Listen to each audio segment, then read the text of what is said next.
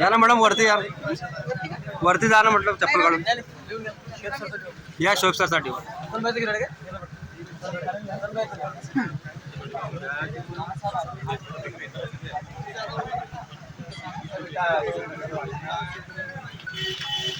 युवा मंच आमरण उपोषण पिंपळगाव राजा या ठिकाणी प्राथमिक आरोग्य केंद्र येथून डॉक्टर्स आणि नर्सेसची टीम दाखल झालेली आहे आणि भूक हडताल करते, उपोषण करते. माननीय हसन इनामदार साहेब आणि शोएब आसिम सर वरिष्ठ युवा मंच यांचा चेकअप सुरू आहे. नानाभाऊ पण इथं हजर आहे, त्यांचा पण चेकअप होणार आहे.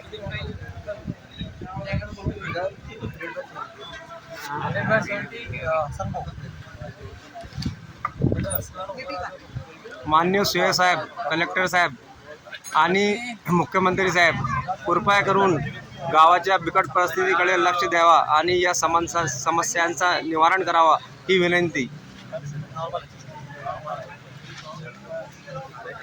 हजारोच्या संख्येने लोक इथे उपस्थित आहे. हे सर्व युवा गावाच्या विकासासाठी इथं प्रयत्न करून राहिले. आपले कामधंदे सोडून बिचारे जे काही समस्या आहे त्या सोडविण्यासाठी इथं युवा मंचाच्या व्यासपीठावर आलेले आहेत.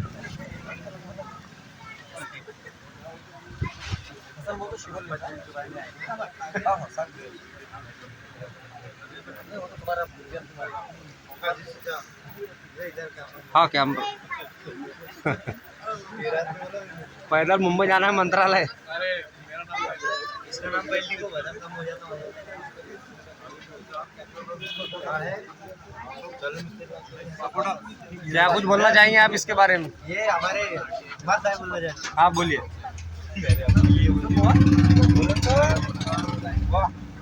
अनिल वो कुछ बोलना चाहेंगे आप न्यूज़ के बारे में? बोलो जो बोलना है, गांव के विकास के बारे में जो आपको पता है. ले लो बोलो दो शब्द अपने अपने व्यक्त मन वो क्यों डरा रहा है कैमरे मैन.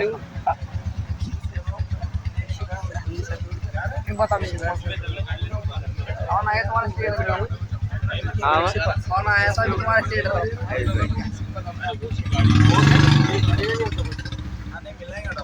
नहीं वाले अभी तक ये समस्याओं के समाधान के लिए बच्चे तैयार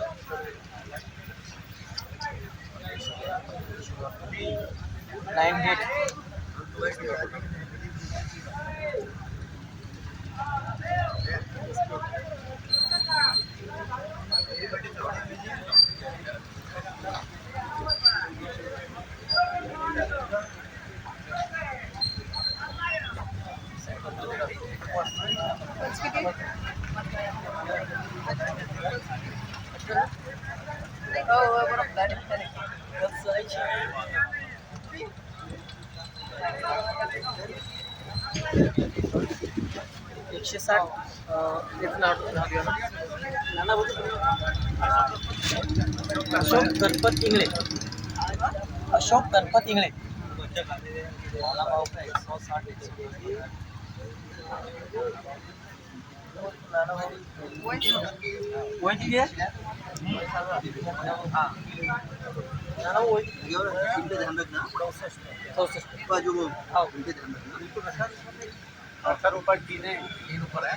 डॉक्टर साहब ने यहाँ निर्देश दिए हैं कि नाना भाऊ का खास तौर पर लक्ष्य और ध्यान रखा जाए.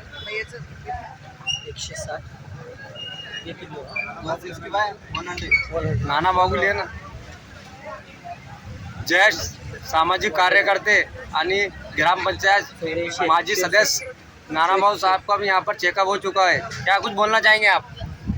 आपले मराठीत मत मांडावे नाना भाऊ. माझ्या अंगातील रक्ताचा थेंब असेपर्यंत मला काही गम नाही, काही पश्चाताप नाही, काही चिंता नाही, अशी माझी मनाची तयारी आहे. युवकांसाठी युवक जर माझ्या गावासाठी लढत आहेत तर माझा त्यांच्यासोबत सहभाग आहे आणि मी कायमपर्यंत त्यांच्यासोबत राहीन. जर माझ्या जीवात जीव असेपर्यंत मी मागे सरणार नाही. यांना जे मुद्दे मांडलेले आहे गावाचे, रस्त्याचे, पाणीचे, आरोग्याचे, शिक्षणाचे, याच्याबद्दल तुमचं काय मत आहे? त्यांनी जे मुद्दे मांडले म्हणूनच मी त्याच्यासोबत आलो ना. बरं. त्यांचे मुद्दे माझ्या मनाप्रमाणे आहेत.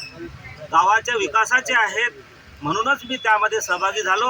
आज माझा पहिला दिवस आहे आणि शेवटपर्यंत त्यांच्या खांद्याला खांदा लावून लढणं हे माझं कर्तव्य आहे. कारण माझा पिंडच तो आहे. मी धार्मिक, राजनीतिक सर्व कामामध्ये मी अवेलेबल आहे. म्हणून माझ्या पिंडामध्ये जे रक्त आहे ते एकदम सच्च आणि खरं आहे. माननीय सीओ साहेब आणि कलेक्टर साहेब, पालकमंत्री यांना तुम्ही काय सूचना देसाल? ते येतील त्यावेळेस सांगेन मी त्याला. जे त्यावेळेस मला प्रश्न विचारतील त्यावेळेस मी त्यांना उत्तर देईल. ओके, धन्यवाद आपल्या माध्यमातून.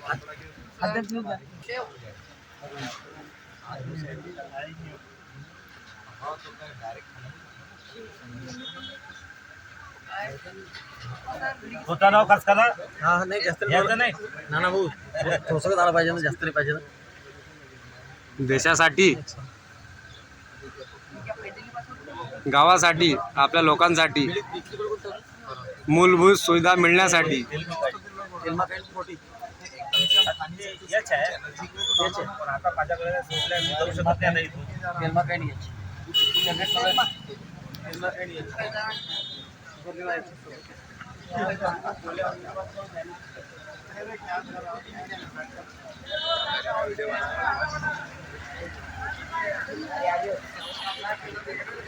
हाँ सही करा क्या मरने के मत वहाँ पे दोनों पे ठंडे भी पानी है, गर्म भी पानी है। क्या कुछ बोलना चाहेंगे? युवा मंच ने गांव के विकास के लिए यहाँ पर प्रोटेस्ट शुरू किया है। यासीन सर, जय हिंद दोस्तों, जो ये प्रोटेस्ट हो रहा है युवा मंच की तरफ से, मैं तो पहले इनका विचारों का शुक्रिया अदा करूँगा। इसके दूर से आवाज़ आएंगे। बोलिए न बोलिए। मैं इनका जो बेचारे उपोषण में बैठे हैं, मैं इनका पहले तो गाँव का शुक्रिया अदा करता हूँ। हमारे शुएब आसिम सर और अफसर लीडर साहब जो ये गाँव के लिए कर रहे हैं, ये बहुत अच्छी बात है। और जो गाँव का विकास होना चाहिए, जो गाँव का विकास होता है, और हमारा भी इन्हें फुल सपोर्ट है, क्योंकि युवा अब जाग चुका है। और युवा मंच की तरफ से जो आज ये आवाज़ उठ रही है, पूरे देश में जा रही है सोशल मीडिया के माध्यम से। और हमें भी चाहिए कि इनका फुल सपोर्ट करना चाहिए, क्योंकि ये काम किसी पर्सनल व्यक्ति का नहीं हो रहा है, ये सभी के भलाई के लिए काम हो रहा है। और हमें चाहिए कि इनका फुल सपोर्ट करना चाहिए, इनके साथ रहना चाहिए, इनके खांधे के खांधा मिला के रहना चाहिए हमें। किन मुद्दों को लेकर जो है तो यहाँ पर ये प्रोटेस्ट के लिए बैठे हुए हैं? ये पहला मुद्दा तो हमारा ये है कि जो गांव का विकास, सड़कें और जो पानी वाटर है, ये हमें जैसा मिलना चाहिए वैसा नहीं मिल पा रहा है। इसके लिए जो कि बीमारियां बढ़ती जा रही है, टाइफाइड वगैरह होते जा रहा है, इसके लिए आज अनशन पे बेचारे 5 दिन से बैठे हुए हैं। शिक्षण का भी मुद्दा है। जो बच्चे स्कूल में जा रहे हैं, उनको रास्ता सड़क सही नहीं मिल रही है। जब बच्चों को सही रास्ते और सड़क नहीं मिलेंगे तो उनके फ्यूचर में होगा क्या? टीचर अवेलेबल, टीचर दूसरा पूछा। अगर यहाँ पर इनकी मांगे अगर पूरी हो जाती है तो क्या ये अनशन खत्म हो जाएगा?